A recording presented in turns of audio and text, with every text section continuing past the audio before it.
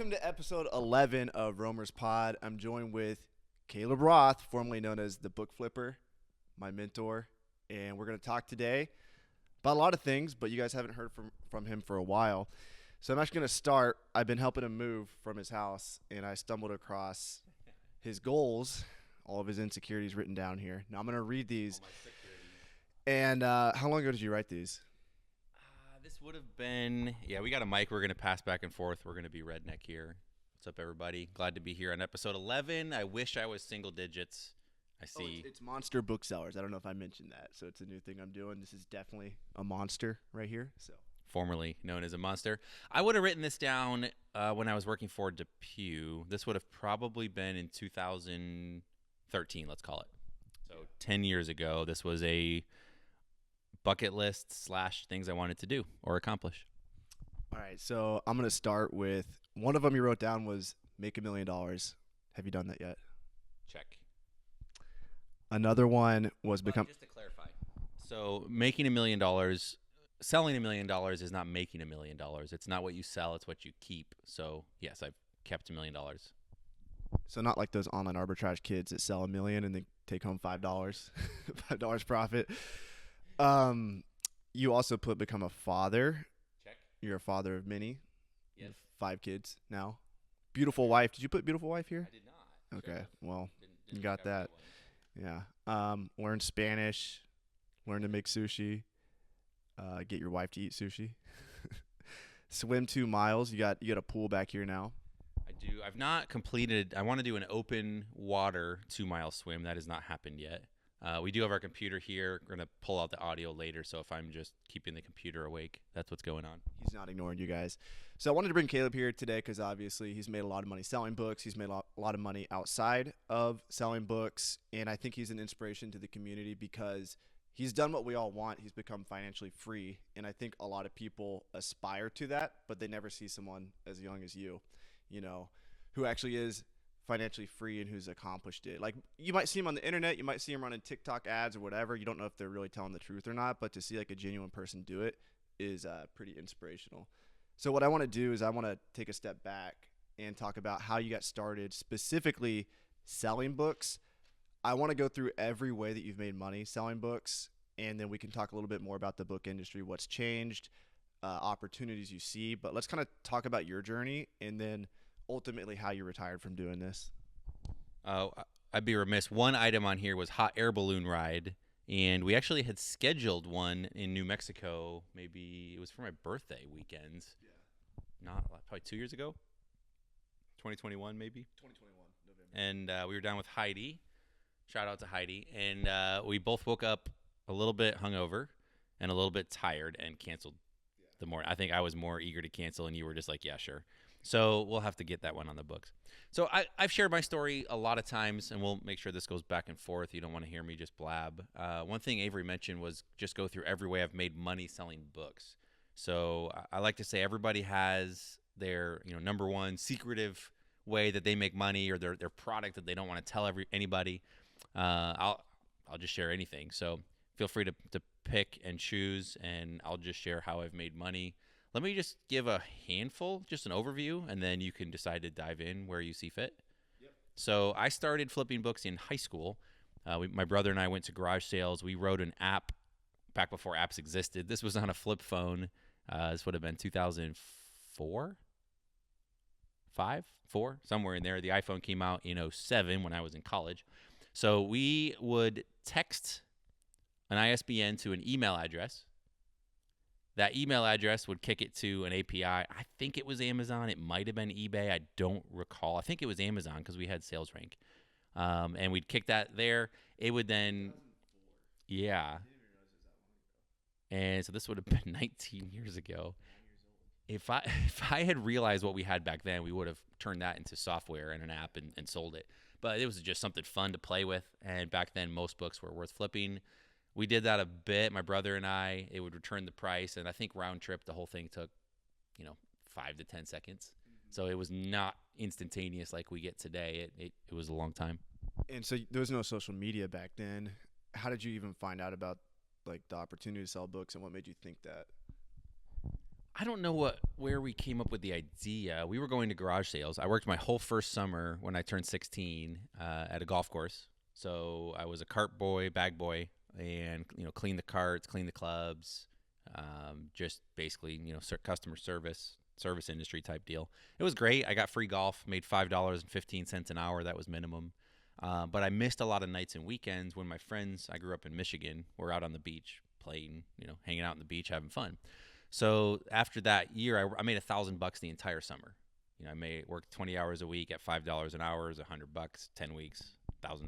Yay! A few bucks in tips here and there. Free golf. There were some perks, but $1,000 back then was all the money I had. I knew someday $1,000 would not be much. Actually sold my shelving for $900, so just got $900 cash at dinner last night. That's plus a dinner, so $1,000 evening. And that is, what I spent my whole first summer working towards. So I knew that I wouldn't be a lot. I wanted my freedom. We talk about that a lot. That's what I was aiming for. So my brother and I set out and said, hey, when I'm 17 that summer, I'm going to try and make $1,000, but do it on my terms. I don't care if I work 30 hours a week, 40 hours a week. I want to have my nights and weekends free to hang with my friends. And so I think we just stumbled across books because they all have ISBNs. They're small. You can carry a handful of them pretty easily. They do get heavy. I didn't understand that at the time. They're durable, and we weren't doing FBA.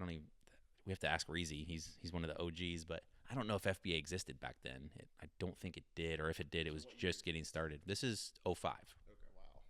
Okay. So that's I started doing that, flipped a handful of books. It wasn't really a huge source of revenue. In college, I sold books on consignment for all my friends. I think the first semester I went in, and like every other college kid, my first semester books were like $400.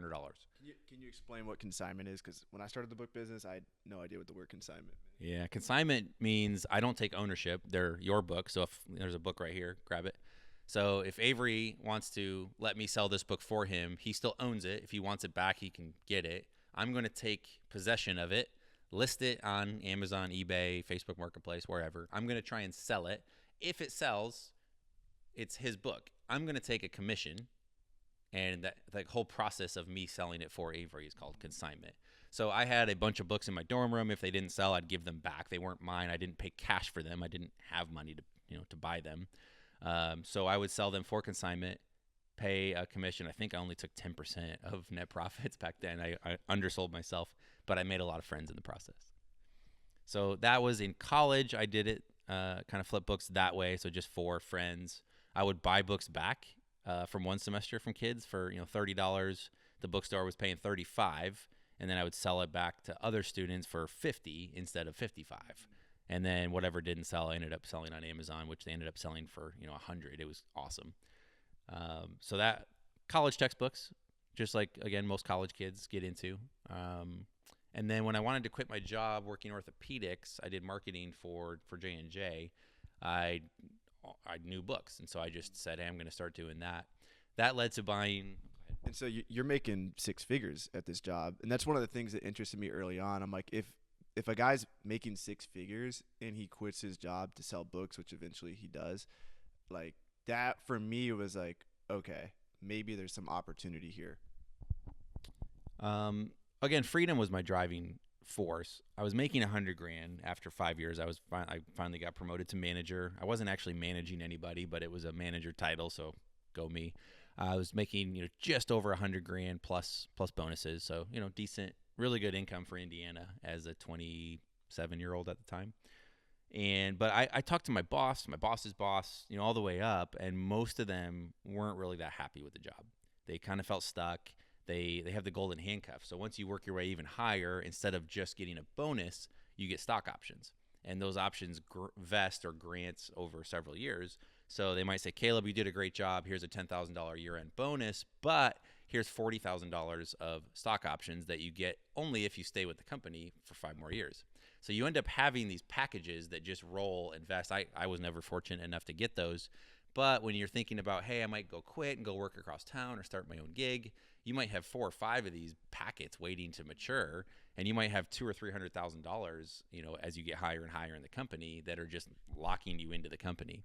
And so a lot of them just felt stuck and trapped, didn't think they could get out or didn't want to because the money was too good. And so I looked at them. They weren't that excited and said, man, I like learning. I like meeting people. I like working for the company, but I want to have my freedom. And so I wasn't trying to replace $100,000 a year. I was trying to replace at that time about 50 to 60 grand a year because that's what I lived on, with mortgage, travel, everything I wanted to do. I thought 5 to 6 grand a month was plenty. So that was my goal. Can I make 50, 60 grand a year? And if I could do that and live life on my terms, that's a win. Yeah. So then this was pretty close to when I met you, or no? When you quit your job finally. Yeah, so I moved to Denver in 2015, summer of 15. We would have met 17 probably. Have we launched Scout IQ yet? 17, you were launching it. Yeah, we launched in December. Okay, so we met in 18. Yeah, I kind of forget the timeline on some of it. That's why I should have written it down. So I quit my job in 15. That first year, I would source books from libraries, thrift stores, estate sales, garage sales. The kind of the traditional four. Put next door ads up, found them from my neighbors. Had friends that would give them to me, and I'd sell them on consignment. The consignment wasn't really a big deal yet. I bought a few storage units full of books. I think I drove up to Michigan and filled a Penske truck 2 or 3 or 4 or 5 times. Brought them back, put them into storage in Indiana. Used up all my friend credits with my friends to move them. Books are heavy. Went through some, didn't make a ton of money. Ended up selling them, I think, to another guy back out of Michigan. I don't know if he made money or not. But tried everything. Just looking for books, trying to get them. I had done some Facebook Marketplace flips. I've done tried to hire scouts to go look for books for me. I've done eBay to Amazon. I've done Amazon to Amazon, merchant fulfilled to FBA. I've done pretty much any site you could think of. Craigslist. I had keywords set up to look for things. Pretty much anywhere you could think of to find books. At some point. Yeah, I had Google alerts. I had a lot of that. I had auction alerts. I was looking all over the country for stuff, really. Yeah. One thing is, when I met Caleb, I kind of thought the only way to find books was via thrift stores. And a big reason for that is Reezy Resells, Rake and Profit. They're all posting these YouTube videos of going to thrift stores. When I went to the first conference, library sales were mentioned. And I didn't even know about that. And so I went to a library sale for the first time and made bank. That was amazing. But then we started doing some deals together. Like colleges were closing down. Libraries were closing down. You would just find books like random ways. And that's when I was like, okay, you can really get creative with this. Like you even have like boxes around here. I don't know if you want to mention it or not, but you were like selling books to wholesalers. Do you want to talk about like those different? One time you spent like $80,000 on books to flip to wholesalers. I've spent 100 in a week. That's my record, just over 100. Yeah. You can throw that in credit card and pay it off. So I'll just tell this story. It's a bit of a thread. I think the best thing you can do is be curious. We talk about it at conferences all the time. If you and I have the same pile of books, we both have the same magical ability to turn those books into money. You might be able to list them more efficiently with GoToLister or AccelerList or whatever. Sorry to mention the enemy. I might be smarter at pricing them and make a few more dollars. But at the end of the day, I think your sweatshirt's, I think it was just behind the couch, but that's all right. So at the end of the day, it's behind the camera. At the end of the day, whoever finds the books is really the ones that's going to make the money. GoToLister, baby. There it is. You better leave one of those with me. So one of the things I did is I was really intrigued by different markets. So books are going to sell in Canada and the U.S. The same book will sell for different prices. So I lived close. Grew up in Michigan, lived in Indiana. We're in Indiana right now.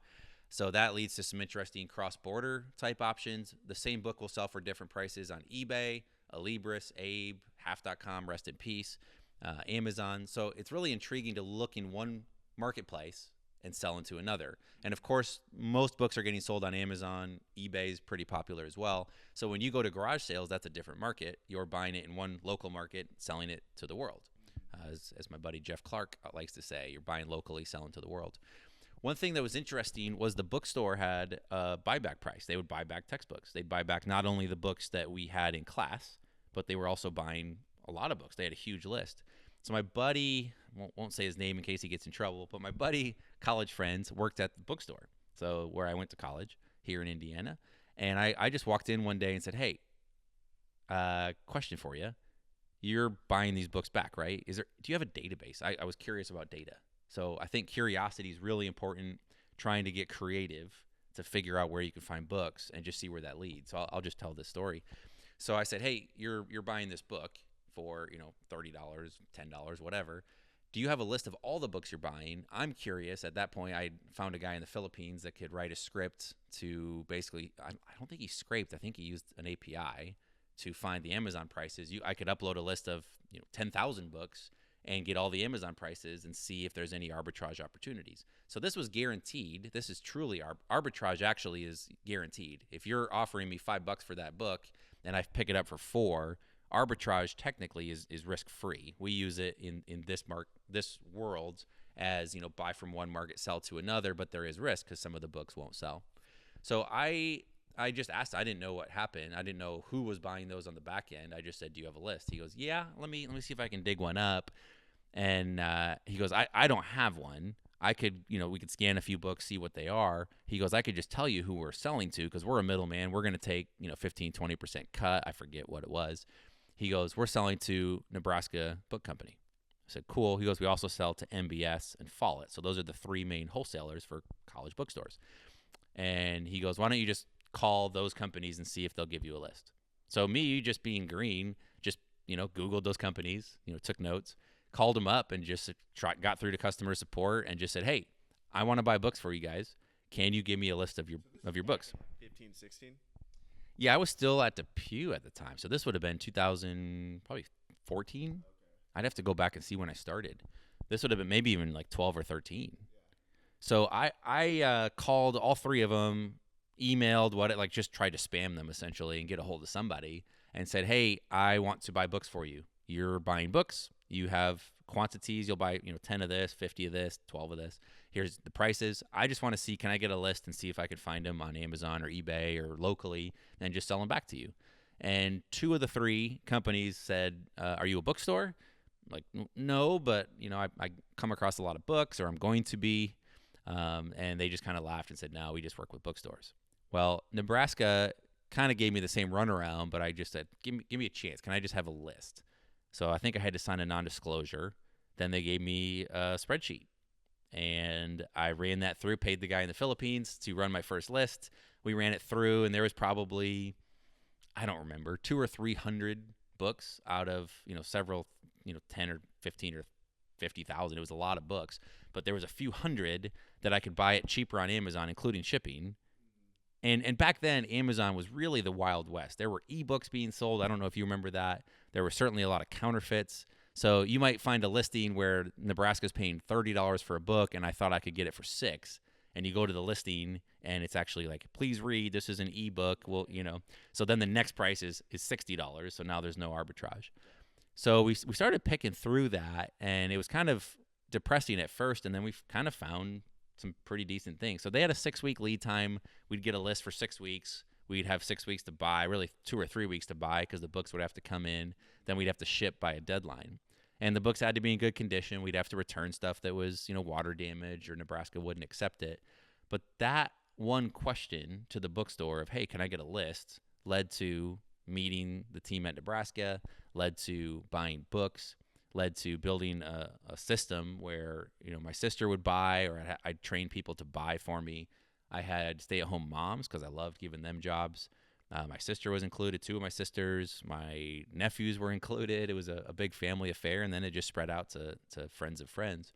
So we were buying anywhere from, 100 books a week to, 1,500 books a week. And everything we had a guaranteed purchase on the backside. So I think we ran some, decent margins. We tried to play some of the click your own affiliate link on Amazon and do that, but Amazon's really good at detecting that, and that's not a really viable option. But Amazon Smile, we got to give, I think, 0.5% of all our purchases back to charity, which was pretty sweet. Is this pre-eFlip or during? This is pre-eFlip. This would have been 14. eFlip came out in 15. And so I didn't really talk about this business model, of course. That was something I didn't want, 10 other people that could pay a Filipino developer to do the same thing and compete.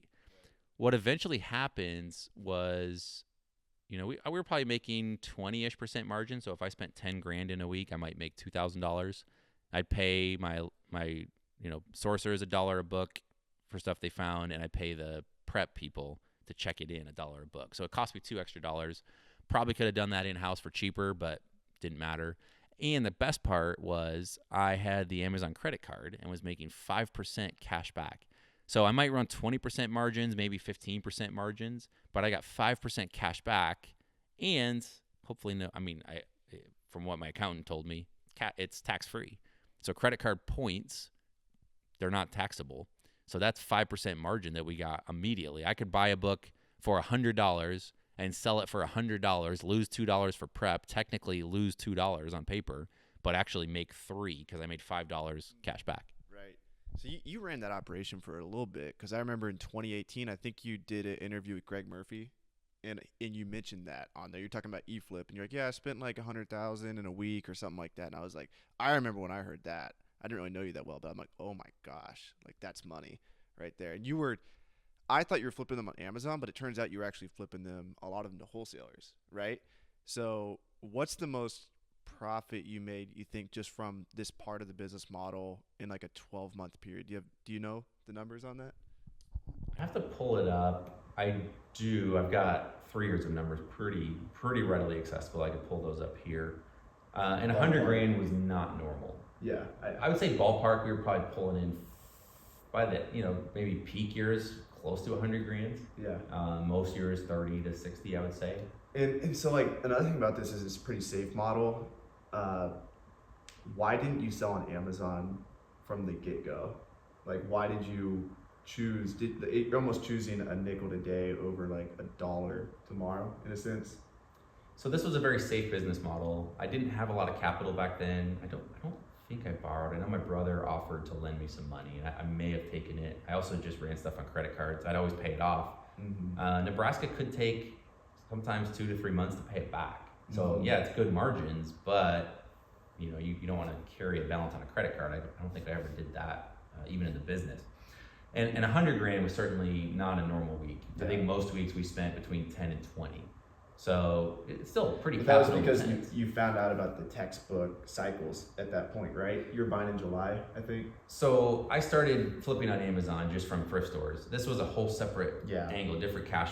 We always talk about having multiple income streams. So this was a different income stream altogether. And this was something where, I did think about it. I could take these books. By the end, I did sell to some other, buyback companies. I started bringing the books in for Nebraska, but then I'd look at them and go, hey, this book, I bought it for 20, I'm gonna sell it for 25. On Amazon right now, again, I'm buying these on Amazon, so the market's low. I could look at seasonality in Keepa or Chart IQ and say, hey, this book likely is going to go up and play the e-flip, but it's like I'm buying it to flip it and make $5 guaranteed. That's just what I'm going to do. I did ask the question. I probably didn't ask it enough to look at other platforms, other buyback companies. I'm sure there's all kinds of ways to make money. Nebraska was going to sell these to bookstores.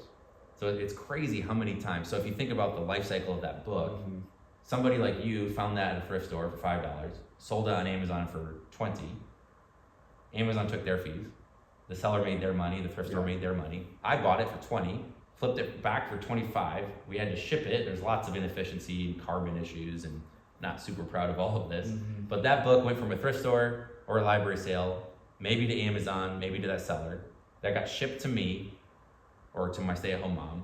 That got shipped from them to Nebraska Book Company in Omaha, Nebraska, or Lincoln, Nebraska. That got shipped from Nebraska Book Company to a college bookstore in California. A college student paid $40 for it, $50 for it, and then maybe they threw it in a dumpster. I mean, who knows? That book's been sold many, many times. So that business was good, and actually I ran that business all the way throughout. So let's call it 2014 up through 2023. And in March 1st of this year, Nebraska announced the day before they're closing up shop. They've been in business 108 years, I think, over 100 years. They've been bankrupt twice. They've been bought by private equity several times. And they just said, hey, it's getting too expensive to run the business, and we're done. So unfortunately, I knew several of the people. Actually went out, John Schramm and I went out and got a tour Drove out, hung out, got to meet people face to face that I talked on the phone with, I'd worked with. I sent over the years probably $2 or $3 million of books to them. And it's a good business. You spend 10 grand, turn it into 12. You spend 12, turn it into 15. You spend 15, turn it into 20. And so it just keeps steamrolling. It's a really good business model. It was awesome for credit card rewards, awesome for travel rewards. I probably could have done better, but 5% cash back on Amazon is hard to beat. Yeah. So that was one of my favorite businesses. And I always talk about startup, scale up, step back. I got that one started. I asked all the questions. I tried to optimize it. We got pretty good software where I could just run a list and kick it back. And then I scaled it up. I got to where we had several stay-at-home moms. One would say, hey, I can handle 300 books this week. I can handle 50. I can handle 500. So we had the system going. I trusted my sister to do the purchasing. So I outsourced that. I just ran the list and peeked at them to make sure they looked good and we weren't off and buying the wrong books. And that was it. So it probably involved an hour a week, less than maybe half hour a week by the end. And I funded the whole thing and then shared, did a profit split with my sister. So it was great for her. And as we sold our business, the software, we'll get to that. As I shut down my warehouse, Nebraska sent the email and said, we're done with this. So I was going to keep that part of the business going because it's easy and it's gone. So rest in peace, Nebraska. So this became like a tool in your arsenal. Like as time went on, you found other ways to get books, but you always sold to the wholesaler if it made sense. So can you talk a little bit about, I know we did some trips together, and that was actually a big part of my journey when we started, when I was driving around the country. Like there was a college that closed down in Waco. There was a library, and I slept on the floor in this building. It was bedroll books, all these boxes. I slept in between them. And somebody paid me in the community, paid me $2,000 to do it. And I made $2,000 in like a weekend for driving across. I drove from St. Petersburg, Florida to Waco, Texas. And then I got my first ever hotel on the way back. I think it was late 2018, maybe 2019. Big time. And it was like cockroaches in the bed and shit. And I was like so excited. I'm like, yeah, I paid for my own hotel. Like this is like, I was 23 years old, but I never paid for a hotel before. And I was like, this is amazing. Like I'm making money. Probably paid like $100 for gas or something. Walked out with like at least $1,700 profit. Can you talk a little bit about that? Because I know that opportunity still exists. And then any other ways that you found books that maybe you haven't mentioned yet that have potential for people who are watching to make money? Outside of stealing books? Yeah. Or you can talk about that too. I don't know if I've knowingly done that. A few other points on the Nebraska business. One, I was sitting in my favorite coffee shop here, which you've been to now, so Light Rail Cafe used to be called something else back in the day, but lots of things change hands and names.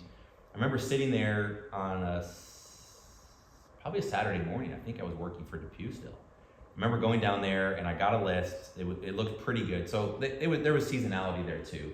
So actually right after textbook season, and because we ran eFlip, because I did a lot of online arbitrage, I was able to see the trends in books, and you'd see a big spike going into textbook season, and at the tail end of textbook season, most books would actually crash. Some would just keep spiking because they ran out. Yeah. The stock ran out, so you could ask whatever you wanted.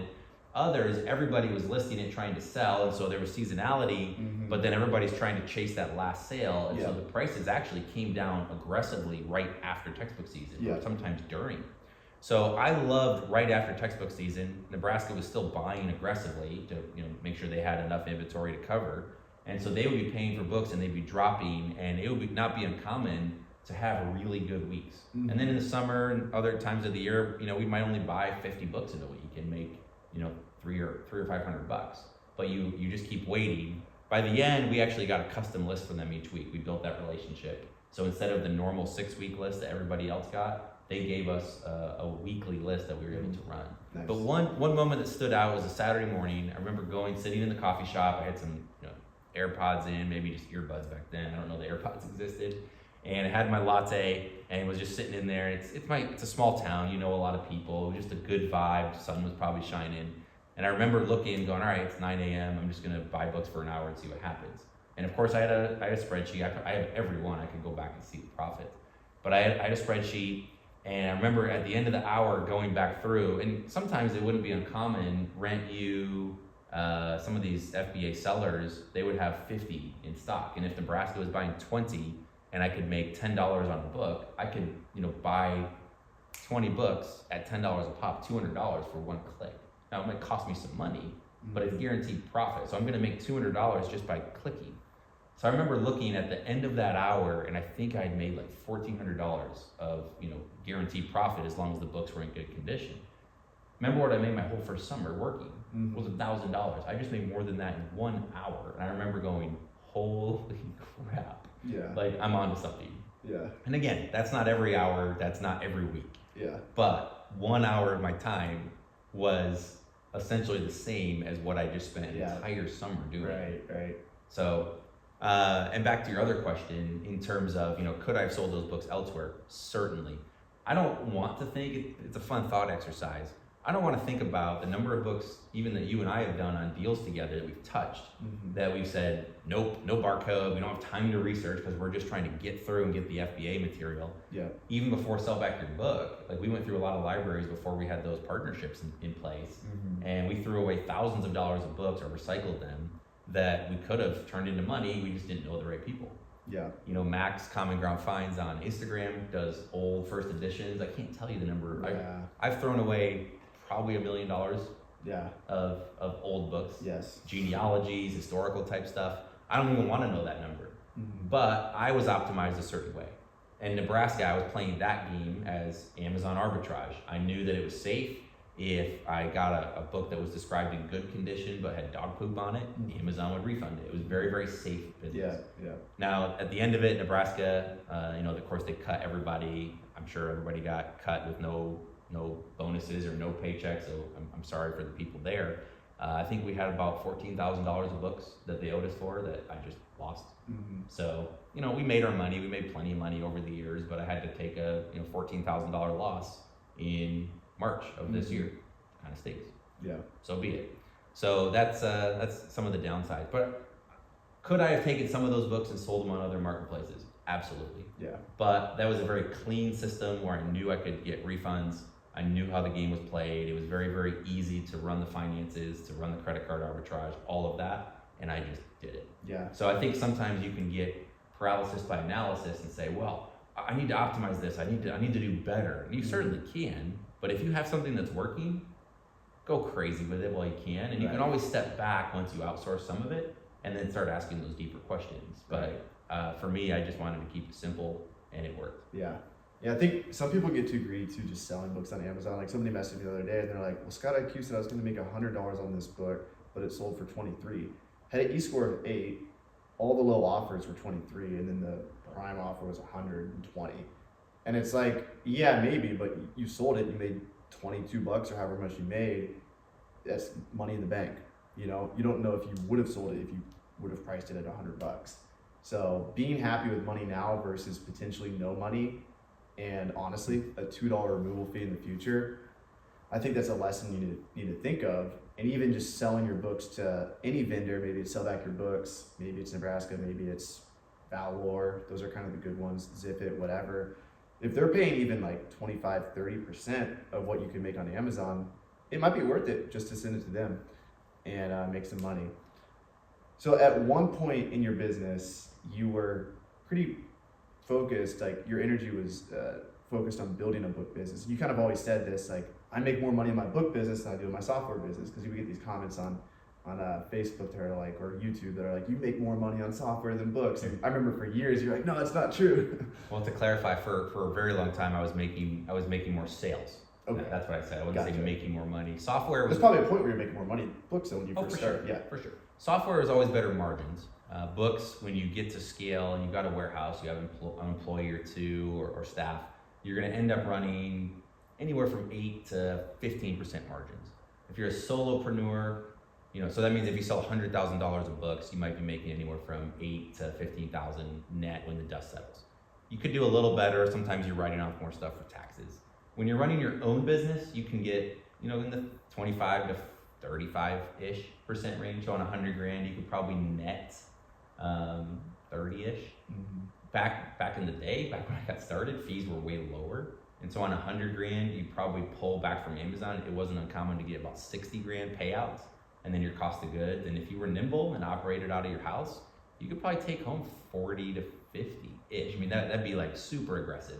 Yeah. But it wasn't uncommon to take home 40% margins if you were just a single person. Mm-hmm. So do you want to talk a little bit about the book business, the consignment business that you were trying to build, like when I met you in LA? Because a lot of your energy was focused there. And that was kind of the same time that we did a few library shutdowns together. And I just felt like these ways to get books were creative. And so therefore you were going upstream and not everyone could do them. And even when people found out about them, nobody would copy just because it was like more work. We talked about this weekend a little bit. We talked about like heart energy. If you get distracted and your heart or your focus is just going everywhere, you say, hey, this is shiny. Ooh, I can make money here. Ooh, that looks cool. Oh, wow. Ooh, interesting. If you let your energy go 15 directions at once, you're not going to do any of them very well. Mm-hmm. So I think it's very important to pull all that back in and say, yep, I see lots of ways to make money. There's 1,000 ways on Instagram or YouTube or even outside of Amazon and books, and heaven forbid you're not selling on Amazon. But you can make money doing anything. Matthew and I talk about that a lot. So what's important is to pull that energy back, make a concerted effort, look at all the options, and then pick one, jump in and see where it leads. And actually have the discipline and the focus to stay with it. So you were asking what about the consignment piece? Yeah. You talk about that, why you thought it was a good opportunity. Yeah, so you can make money doing nearly anything. What I decided to do was, I started going to a lot of library sales, started driving around doing those, calling in, trying to get, backroom access or get early access or help with the sale. What was happening though is you go to a sale, some of them you'd end up going 2 hours early because you had to, just to get a spot in line. They'd only let the first 50 people in or 100 people in due to fire. You had to buy the membership too. You had to buy the membership. These libraries knew what they were doing. And it's fun. I remember my heart would be beating really fast, getting all excited going into these, which is fun. It's competitive. But you're in the library sale and there's, the first 50 people, maybe 10 of them, 15 of them are booksellers. And so now I'm in a sale and I'm getting, if I'm really fast with 15 sellers, I might get 10% of the good books because I can maybe beat a few of them. Mm-hmm. But it's a numbers game. You have to kind of look and guess what's the best section and jump in and just go through as many books as you can. And it's fun, but you're all kind of sharing that pot of books. Then libraries were figuring it out, not all of them, but some were figuring out they could sell online. So some of the best books weren't there. You could only be in one place at a time. So if there's 2 sales, you had to pick one or hire a friend to go do with the other. Mm-hmm. So I started looking at that going, all right, you make money when you find the good books. Once you have them, again, we all have the same skills to turn them into money. So how do you start getting a competitive edge? And for me, it was, instead of me going 2 books, trading my time for money, which was good money. We can talk about the arc of sales. I think my first year I did right at $100,000. Next year about 330. Next year about 650. Next year we cracked $1 million. I think our peak was about 1.8, including a lot of the library buyouts we did. And that's actually come back down as software took off. I think last year we did 360, 350. And this year I did about 150 in 4 months. So, good month still, but certainly pretty far off the highs. What I saw, one was going to Greg Murphy's warehouse. He was one of the first sellers to open up his warehouse and share what he was doing. I remember walking in and going, whoa, he had just giant pallets full of books stacked as far as the eye could see. It was like Booksellers paradise. Mm-hmm. I remember looking at that going, I'm going to the books. The cool part is I get to scan all of them. We get to cheat and research it first before we buy them. And then I bring home just the good books. And 80% of those will sell eventually if you do your job right. Greg and bulk booksellers all over the country, they weren't going to the books were coming to them. But now they had to get rid of recycling. They had to figure out what to do with the books they couldn't resell online, the damaged ones. So it was a lot of work, a lot of labor. It was a game about efficiency. And you had a lot of overhead. You had a huge warehouse. You had to outlay a lot of money to pay for the books, to pay for shipping. Mm-hmm. And so I looked at that model and said, I like the fact that books come to me. I wonder if I can get just the good books to come to me. That was my question that I asked at that warehouse. And it occurred to me, I've already been doing consignment a bit. Back when I didn't have money and I couldn't afford to pay for books, I would say, hey, give me your books. Mm-hmm. Trust me. I'll put on my suit or whatever. try and have a trustworthy face and say, hey, I'll hold the books for you and sell them. I'm an expert at selling. I can price them properly. And most people don't want to figure it out. They just go, hey, the bookstore is offering $5, and this guy's saying he can get me $30, and I was taking a little bit. So what I decided was I want to have books come to me, and I want them to be pre-scanned. I want them to be the keepers. And so we had eliminate all the work of people scanning, warehouse space. Yeah, so what that turned into was we had a brand. It's called Empty Shelves. I think you can see some boxes in the background. The logo lives on, and it was kind of a play on words. I sold only FBA, so my shelves were empty. I sent everything to Amazon, but also the people we sold for, their shelves were empty because they would go through their donated, discarded material and send it to us. So I got my local library that I went to college at. I talked to the lady there for several years till she finally said yes. I think I nagged her enough. And so we built a very, very simple web app, which was kind of the precursor for Scout IQ. So Matthew, Cole, and I were working, actually just Cole and I at the time, and Joseph, my brother. So we built a web tool just to make sure our triggers worked, our database worked, that we were onto something, and it's cheaper to do web than an app. And we were starting to work on the app, and I said, I think I could take this tool and turn it into, a good tool for me.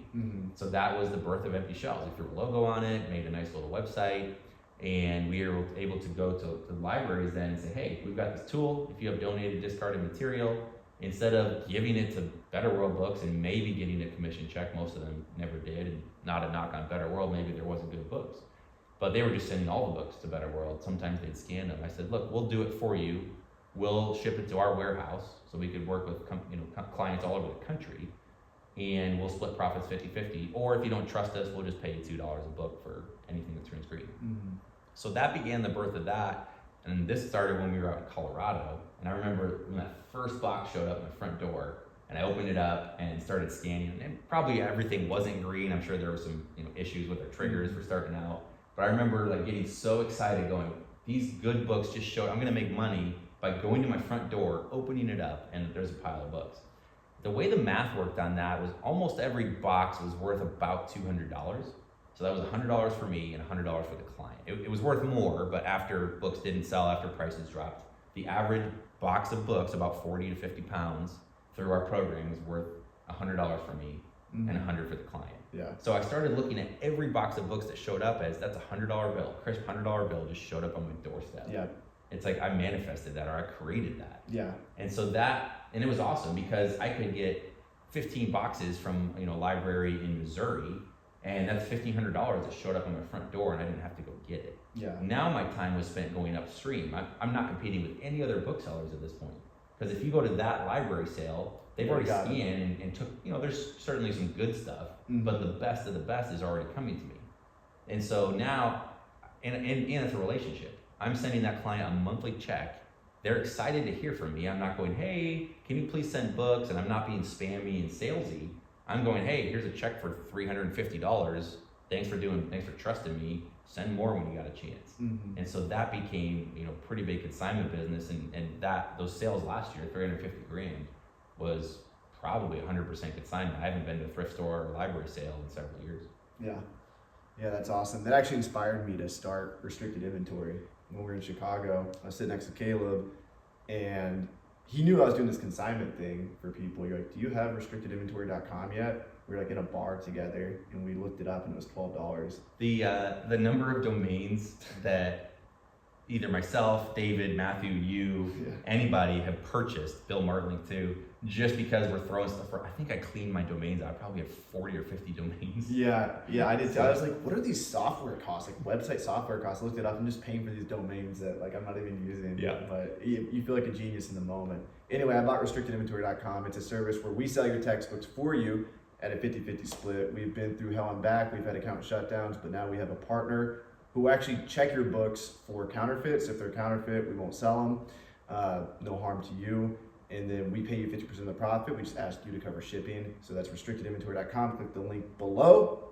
We still out here, baby. Oh, and we also got an integration with Scout IQ. You can either look at his hat or look at this shirt.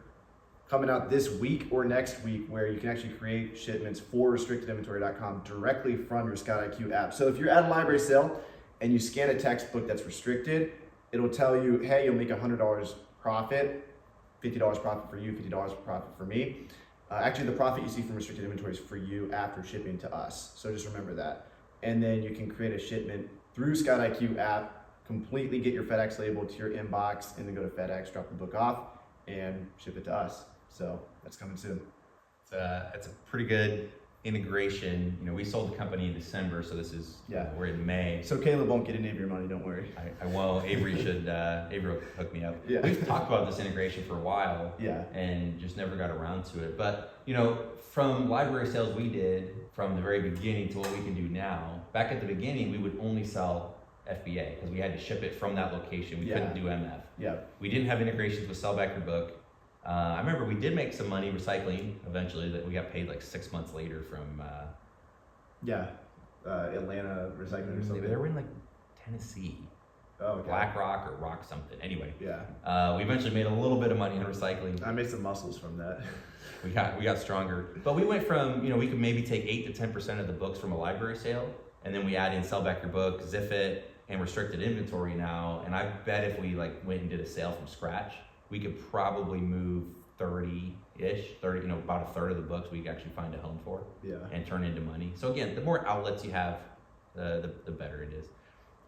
You got some questions. Where are we at on time? Where are we at? About 6. Let's go another 15 minutes. Okay. So if you want to go through some questions, maybe rapid fire, we'll do that. We're going to do a live a little later. Right now, we don't have internet set up at the new house. This is the new digs in the middle of nowhere, Indiana. So we'll do a Q&A live later, but go ahead, and there were some questions that you drummed up. Yep. So we'll stay on the topic of books for now. What booksellers are you really impressed with in this space? You don't have to call them out. You don't have to lay out their exact business models, but give us a little teaser. Let us know like who's really making money with this.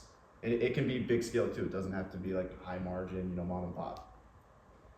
I'm impressed with a lot of people. It really comes down to creativity and running the business well.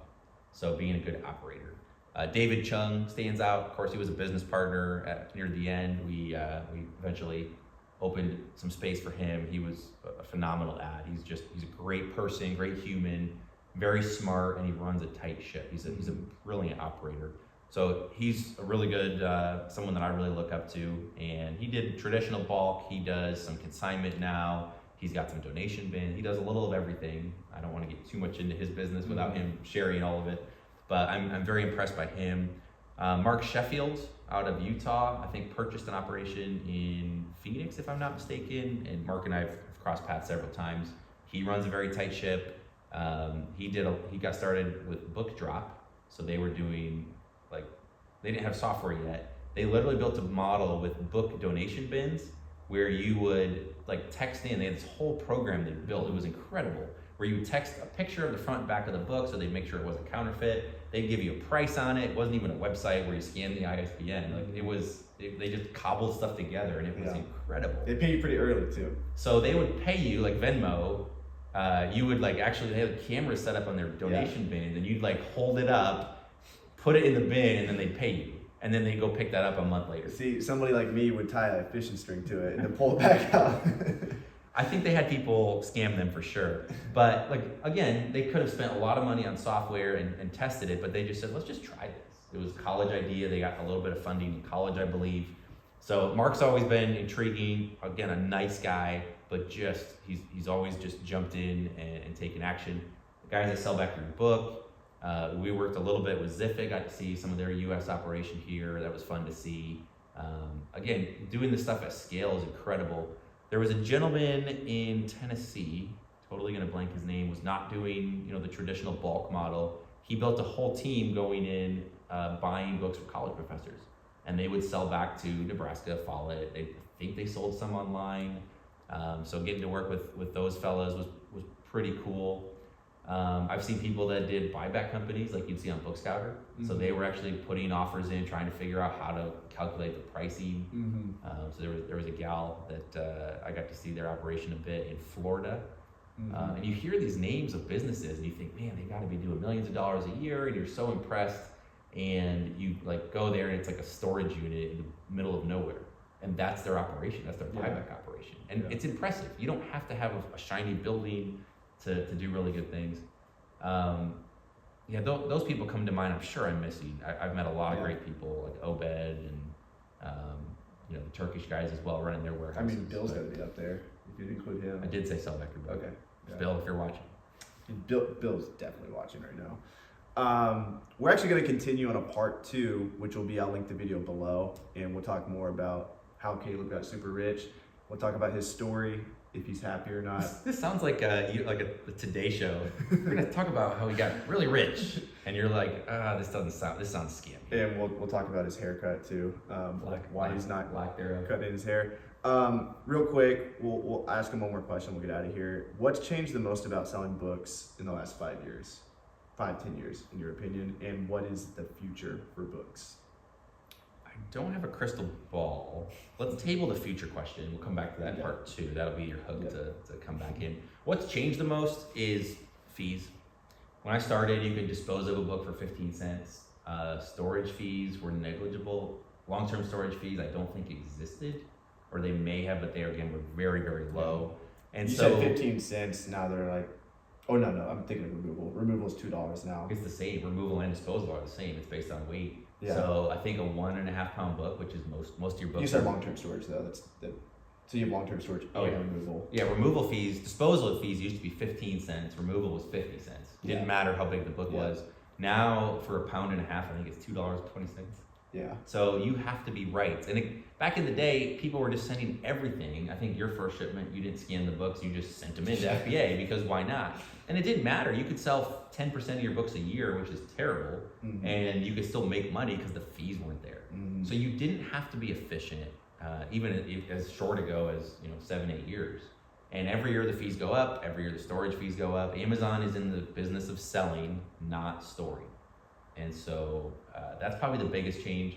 People come and go. I think the success rate, at least of booksellers, I think about 50% of people that start books quit within 3 to 6 months. They either quit or they move on to other products. But we looked at our churn numbers and just you see people in the groups, they're active, they're really excited, you think they know what they're doing, and 3 months later they're gone. What happened to Tim? What happened to Mary? They just got out of the game.